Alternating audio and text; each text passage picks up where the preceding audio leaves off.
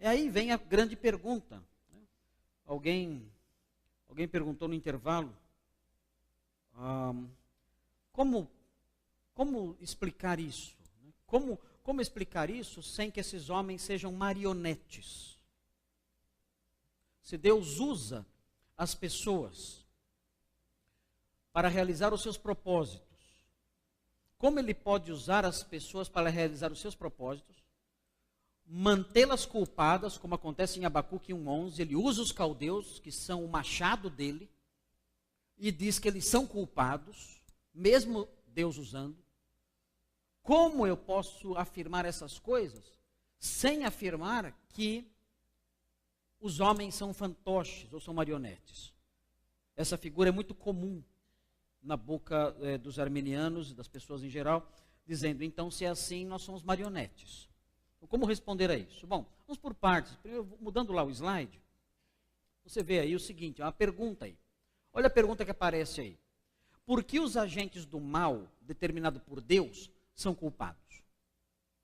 Por quê? Vimos lá em Abacuque 1:11. Deus faz tudo aquilo usando os caldeus e eles são culpados. E o problema não é só isso, não é só os caldeus. Veja, por exemplo, Lucas 22:22. Veja aí que coisa estranha. Lucas 22:22.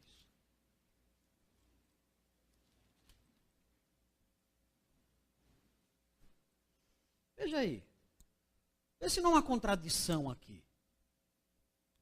Vê se não há um conflito. Uma tensão lógica aqui. Lucas 22:22. Veja. Porque o Filho do Homem, na verdade, vai. Isso aqui é um eufemismo para dizer que ele vai morrer. Quando fala, o Filho do Homem vai morrer, vai ser morto, vai ser assassinado. Porque o Filho do Homem, na verdade, vai, e vejam aí, segundo o que está determinado. Quem determinou? Quem determinou? Deus. O Filho do Homem vai segundo o que está determinado.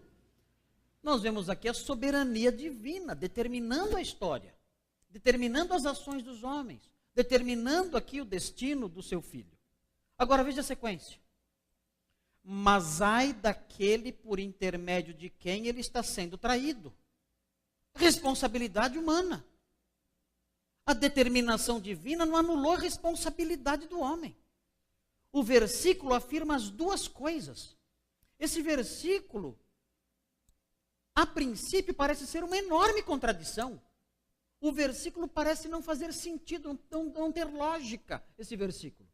O texto diz, o Filho do Homem vai conforme tudo que foi determinado, subentendido, por Deus, mas ai daquele por meio de quem o Filho do Homem é traído. Como pode haver a responsabilidade humana num caso como esse? Como os caldeus poderiam ser culpados se eles eram machado de Deus? E aí vem então esse slide aqui, tentando responder essa questão. Por que os agentes do mal determinados por Deus são culpados? Aí note bem, preste atenção nisso aqui. Muita atenção. Primeiro, porque eles não têm livre-arbítrio, mas têm vontade. Mas não é a mesma coisa? Não. Não é a mesma coisa. O homem tem vontade? Tem. O homem tem livre-arbítrio? Não. Ele teve. Ele teve livre-arbítrio no Éden. Mas ele perdeu o livre-arbítrio quando caiu. Então ele é uma marionete? Não. Ele tem vontade. O que ele não tem é livre-arbítrio. São duas coisas distintas. Então note a diferença aí. O que é o livre-arbítrio? O livre-arbítrio é a capacidade de tomar decisões sem qualquer influência externa ou interna que as determine. Isso é livre-arbítrio. Agora, o grande problema, nós somos capazes de tomar decisões sem qualquer influência externa ou interna que as determinem. Em primeiro lugar, nós temos uma natureza pecaminosa. Já viram Paulo escrevendo em Romanos 7? O que eu quero, isso não faço. E o que eu não quero, isso faço. E o que eu quero, isso não faço. Ele diz. Ele diz, eu encontro uma lei dentro de mim, uma força em mim, que me faz fazer coisas que eu não quero fazer. Natureza pecaminosa. Muitos falam, mas isso aí não é o apóstolo Paulo, ele está se referindo ao homem perdido. Ok, seja quem for. Pouco me interessa quem é. Armínio dizia, esse aqui não é o homem crente, esse aqui é o homem debaixo da lei. Não é Paulo convertido, é o homem debaixo da lei. Armínio defendia isso, ok, sem problema. Continua sendo homem, continua sendo ser humano. Com um arbítrio que não é livre. Outros dizem, é o apóstolo Paulo, já crente, ok, que seja. Seja quem for. O fato é que é um ser humano. Já uma hermenêutica mais moderna e mais desenvolvida fala o seguinte, olha, o apóstolo Paulo, na realidade, ele está se referindo ao homem convertido e ao não convertido. Porque há elementos no texto que se referem ao convertido e há elementos no texto que se referem ao não convertido. Ele está se referindo, sabe a quem? A humanidade. Todo mundo. Nós queremos, não conseguimos. É o grande problema de Agostinho. O grande problema era, não era decidir a cor da camisa que eu venho na conferência. O grande problema era decidir não querer alguma coisa errada.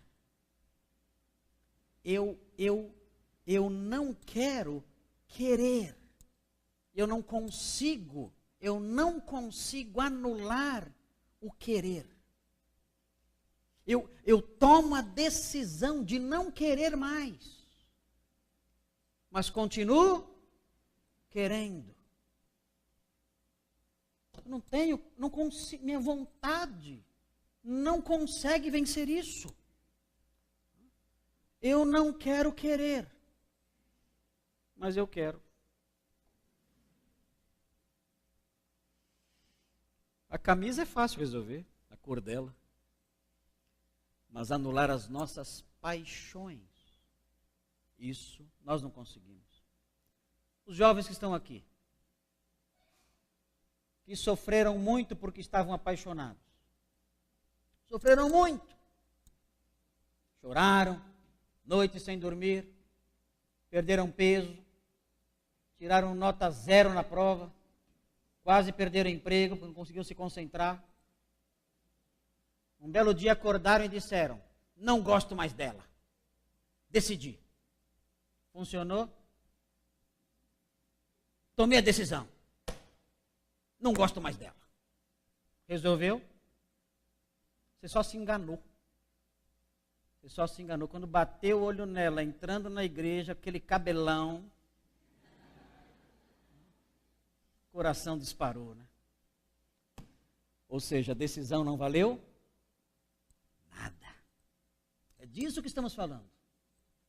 Estamos falando desse tipo de decisão. Nós não conseguimos controlar o nosso coração. A nossa vontade, no que diz respeito às paixões, ela não tem poder nenhum. E não é somente isso que nos determina muitas vezes nas nossas decisões. São outros fatores também. Nós somos determinados pelo clima. Somos determinados por hormônios.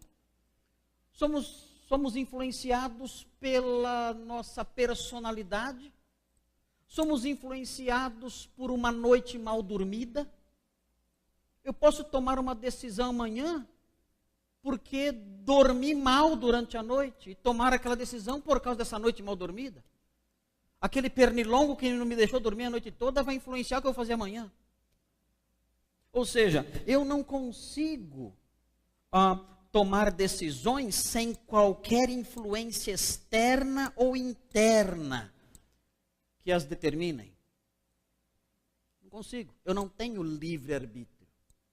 Se eu decidir não ter mais inclinação pecaminosa, isso não vai resolver nada. A minha decisão não vai ter força nenhuma. Agora, eu tenho vontade, eu tenho livre agência. O exercício da vontade, isso eu tenho. Eu tomo decisões. Não são decisões livres de qualquer influência, mas são decisões reais. Essa é a diferença. Não são decisões livres de qualquer influência, mas são decisões reais. Ok? Guarde isso aí.